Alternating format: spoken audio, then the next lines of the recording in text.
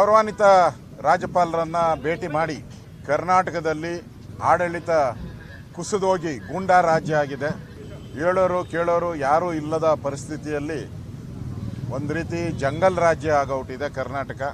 ನೀವು ಕರ್ನಾಟಕದ ಮೊದಲ ಪ್ರಜೆಯಾಗಿ ಎಲ್ಲ ಆದೇಶಗಳು ನಿಮ್ಮ ಹೆಸರಲ್ಲೇ ಹೋಗ್ತಾ ಇದೆ. ಆ ದೃಷ್ಟಿಯಿಂದ ಕರ್ನಾಟಕವನ್ನು ಈ ಗೂಂಡಾ ರಾಜ್ಯದಿಂದ ಕಾಪಾಡಿ ಅಂತೇಳಿ ಗೌರವಾನ್ವಿತ ರಾಜ್ಯಪಾಲರಿಗೆ ಮನವಿಯನ್ನು ಕೊಟ್ಟಿದ್ದೀರಿ.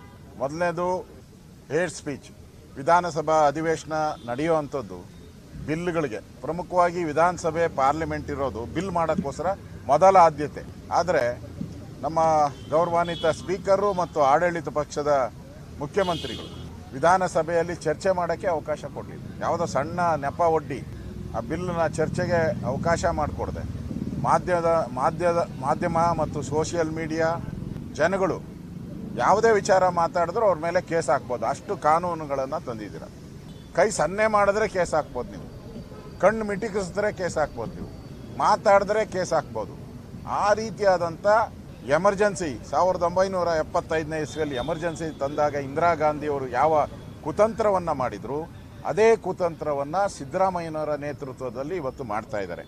ದಯವಿಟ್ಟು ಇದಕ್ಕೆ ಸಹಿ ಹಾಕಿದ್ರೆ ರಾಜ್ಯದಲ್ಲಿರುವಂಥ ಮಾಧ್ಯಮ ಮಾತಾಡುವಂಥ ಹಕ್ಕು, ಪೊಲಿಟಿಕಲಿ ನಾವು ಏನು ವಿರೋಧ ಪಕ್ಷಗಳು ವಿರೋಧ ಮಾಡೋಕ್ಕೆ ಭಾಷೆಯನ್ನು ಉಪಯೋಗ ಮಾಡ್ತೀರಿ, ಅದು ಎಲ್ಲ ಕೂಡ ಪೊಲೀಸರ ರಾಜ್ಯ ಆಗೋತದೆ. ಪೊಲೀಸರು ಸರ್ಕಾರದ ಚಿತಾವಣೆ ಮೇಲೆ ಯಾರ ಮೇಲೆ ಬೇಕಾದರೂ ಕೇಸ್ ಹಾಕ್ಬೋದು, ಎಲ್ಲರನ್ನೂ ಜೈಲಿಗೆ ಕಳಿಸ್ಬೋದು.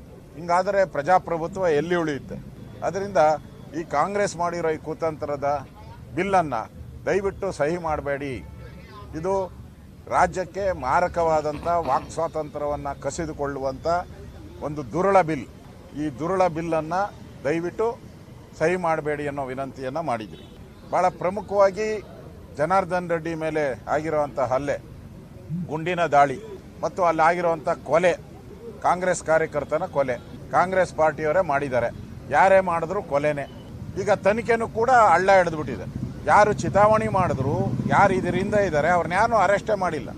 ಎಲ್ಲರನ್ನೂ ಕೇಸನ್ನು ಮುಚ್ಚಿ ಹಾಕುವಂಥ ಪ್ರಯತ್ನವನ್ನು ಮಾಡ್ತಾ ಇದ್ದಾರೆ. ಇದನ್ನು ಕೂಡಲೇ CBI ತನಿಖೆ ಕೊಡಬೇಕು, ಸತ್ಯ ಸಂಗತಿ ಹೊರಬಡಬೇಕು. ಇಲ್ಲಿನ ಪೊಲೀಸರು ಒಂದು ರೀತಿ ಸರ್ಕಾರದ ಕೈಗೊಂಬೆಗಳಾಗ್ಬಿಟ್ಟಿದ್ದಾರೆ. ಇವರಿಂದ ನ್ಯಾಯವನ್ನು ನಿರೀಕ್ಷೆ ಮಾಡೋಕ್ಕೆ ಸಾಧ್ಯ ಇಲ್ಲ. ಆದ್ದರಿಂದ ಈ ಕೇಸನ್ನು CBIಗೆ ಕೊಡಬೇಕು ಅಂತೇಳಿ ಗವರ್ನರ್ಗೆ ವಿನಂತಿಯನ್ನು ಮಾಡಿದಿರಿ.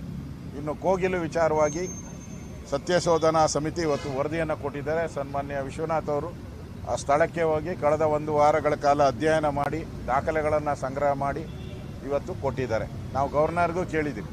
36 ಲಕ್ಷ ಜನ ವೆಯ್ಟಿಂಗ್ ಮಾಡ್ತಾ ಇದ್ದಾರೆ.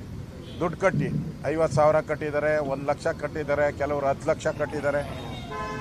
36 ಲಕ್ಷ ಜನ ವೆಯ್ಟಿಂಗ್ ಮಾಡ್ತಾ ಇರೋರು ಬಿಟ್ಬಿಟ್ಟು ಯಾವುದೋ ಕೇರಳದ ಕೋಗಿಲೆ ಕೂಗಿತು ಅಂತೇಳಿ, ಕೇರಳದ ಕೋಗಿಲೆ ಕೂಗಿದ್ಕೋಸ್ಕರ ಇಲ್ಲಿ ನಮ್ಮ ಕೋಗಿಲೆಗಳೆಲ್ಲ ಬಾಯಿ ಮುಚ್ಕೊಂಬಿಟ್ಟವೆ.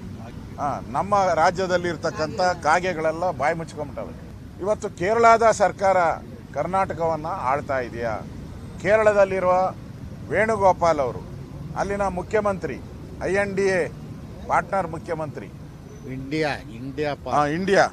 ಇಂಡಿ ಒಕ್ಕೂಟ ಮುಖ್ಯಮಂತ್ರಿ, ಅವ್ರು ಹೇಳ್ದಂಗೆ ಕೇಳ್ತಾ ಇದೆಯಾ? ನಮಗೆ ಆಶ್ಚರ್ಯ ಆಗೋದು, ಈಗಾಗಲೇ ಆನೆ ತುಳಿದಿದ್ದಕ್ಕೂ ಕರ್ನಾಟಕದ ಆನೆ ಅಂತ ಹೇಳಿ 30 ಲಕ್ಷ ಕೊಟ್ರಿ. ಅಲ್ಲಿ ಮನೆ ಬಿದ್ದೋಯ್ತು ಅಂತೇಳಿ ಅಲ್ಲಿ 10 ಕೋಟಿ ರೂಪಾಯಿ ಹಣವನ್ನು ಬಿಡುಗಡೆ ಮಾಡಿದ್ದೀರಾ. ಈಗ ಕೋಗಿಲು ಅಲ್ಲಿ ಕೇರಳದವರು ಯಾರೋ ಬಾಂಗ್ಲಾದೇಶದವ್ರು ಇದ್ದಾರೆ ಅಂತೇಳಿ, ಅವ್ರ ಪರವಾಗಿ ನಾನು ಧ್ವನಿ ಎತ್ತಿದ್ದೀನಿ ಅಂತ ಮತ್ತೊಮ್ಮೆ ಟ್ವೀಟ್ ಮಾಡಿದ್ದಾರೆ ಮುಖ್ಯಮಂತ್ರಿ.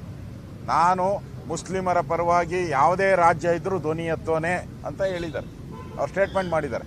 ಹಂಗಾರೆ ನಮ್ಮ ರಾಜ್ಯದಲ್ಲಿರುವಂಥ ಕಾಂಗ್ರೆಸ್ ಸರ್ಕಾರ ಅವರ ಕೈಗೊಂಬೆನಾ? ಕೇರಳದ ಕೈಗೊಂಬೆನಾ? ಕರ್ನಾಟಕದಲ್ಲಿ ನಿಮ್ಮನ್ನು ಎಲೆಕ್ಟ್ ಮಾಡಿರೋದು ರಾಜ್ಯದ ಪರವಾಗಿ ಮಾತಾಡಿ ಅಂತ. ಇವತ್ತು ರಾಜ್ಯದಲ್ಲಿ ಕನ್ನಡಕ್ಕೆ ಅವಮಾನ ಮಾಡ್ತಾ ಇದ್ದಾರೆ. ಕೇರಳ ರಾಜ್ಯದಲ್ಲಿ ಅಲ್ಲಿನ ಭಾಷಾ ನೀತಿ ಏನಿದೆ ಅದನ್ನು ವೈಲೇಟ್ ಮಾಡ್ತಾ ಇದ್ದಾರೆ. ಸಂವಿಧಾನದ ಅಡಿಯಲ್ಲಿ ಏನು ನಮಗೆ ಅವಕಾಶಗಳಿತ್ತು ಮಾತೃಭಾಷೆಗೆ, ನರೇಂದ್ರ ಮೋದಿಯವರು ಮಾತೃಭಾಷೆಗೆ ಎಲ್ಲ ರಾಜ್ಯಗಳು ಅವಕಾಶ ಕೊಡಬೇಕು ಅಂತ ನರೇಂದ್ರ ಮೋದಿಯವರು ಪದೇ ಪದೇ ಹೇಳ್ತಾ ಇದ್ದಾರೆ ಎಲ್ಲ ಸ್ಪೀಚಲ್ಲೂ ಕೂಡ. ಆದರೆ ಕೇರಳ ಸರ್ಕಾರ ದಮನ ನೀತಿಯಿಂದ ಅಲ್ಲಿರುವಂಥ ಕನ್ನಡಿಗರಿಗೆ ಅದು ಕಾಸರಗೋಡಲ್ಲಂತೂ ಬಹುಸಂಖ್ಯಾತರು ಕನ್ನಡಿಗರು, ಅವ್ರ ಮೇಲೆ ದೌರ್ಜನ್ಯ ಮಾಡ್ತಾಯಿದ್ರು. ಇಲ್ಲಿನ ಮುಖ್ಯಮಂತ್ರಿ ಬಾಯಿ ಮುಚ್ಕೊಂಡು ಒಂದು ಪತ್ರ ಬರೆದ್ಬಿಟ್ಟು ಒಂದು 4 ಲೈನು, ಸಂವಿಧಾನದ 4 ಲೈನು 29, 30 ಅದೇನೋ ನಾವು ಮೆನ್ಷನ್ ಮಾಡಿಬಿಟ್ಟು ಕೈ ಕಟ್ಕೊಂಡು ಕೂತಿರೋ ದಮ್ಮಿಲ್ವ ನಿಮಗೆ? ಅವ್ರು ಬುಲ್ಡೋಜರ್ ಸರ್ಕಾರ ಅಂತ ಹೇಳಿದ್ರಲ್ಲ ಕರ್ನಾಟಕವನ್ನು, ನೀವು ಹಂಗೆ ಹೇಳೋಕ್ಕೆ ಆಗಲ್ವಾ?